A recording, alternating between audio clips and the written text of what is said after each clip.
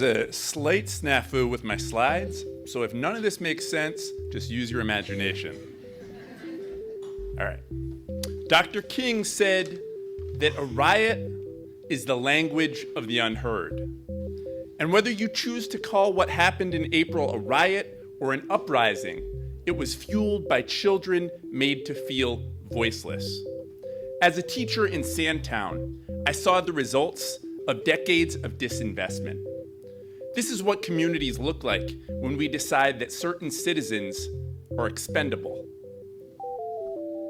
And here's the thing, our children aren't stupid. They know what it means when Baltimore can build a brand new casino but can't maintain our rec centers. They know what it means when Maryland ends the year with a $320 million surplus but can't find the $68 million taken out of our public schools. So about 4 years ago, I started a program called The Intersection, where we teach civic leadership and community organizing skills to high school kids. And the goal of our program is to empower our students to rebuild our city. We wanted to provide a safe space for our students to engage in critical conversations around race, class, justice, and equity outside of the strictures of school. Since then, our student leaders have passed 2 laws. They've spoken at the United States Department of Education, in Mumbai, India, and most recently at the White House. About 2 years ago, we admitted a young man into the program who we in the education business would call a management challenge. Antonio was tough. Around this same time, our students decided to participate in passing the Maryland Dream Act, a law that would give undocumented kids the ability to go to a Maryland state school at an in-state tuition rate.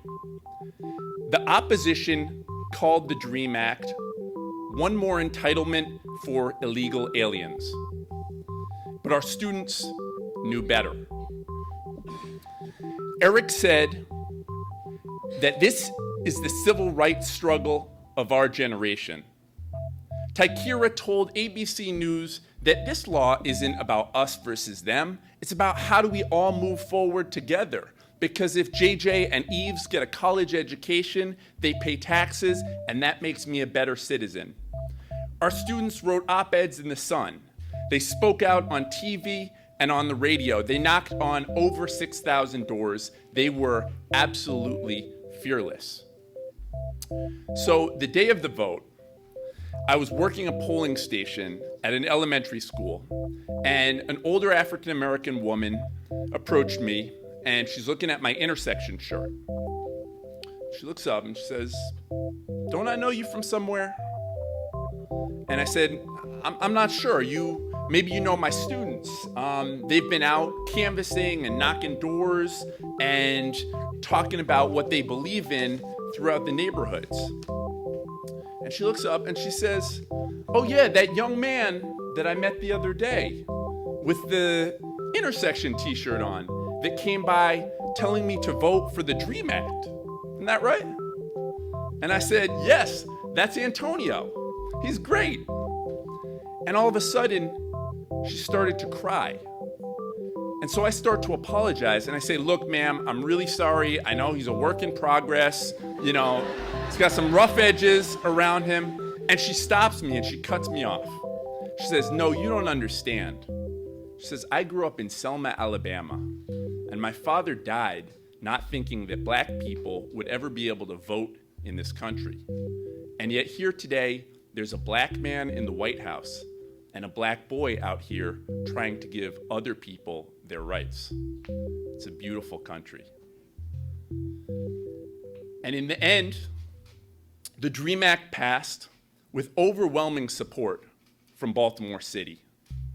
It was a rare moment of unity for a city that badly needed one. Ever since April, I keep thinking about this story. Clearly, our young people have something to say. Maybe it's time we listened. Thank you.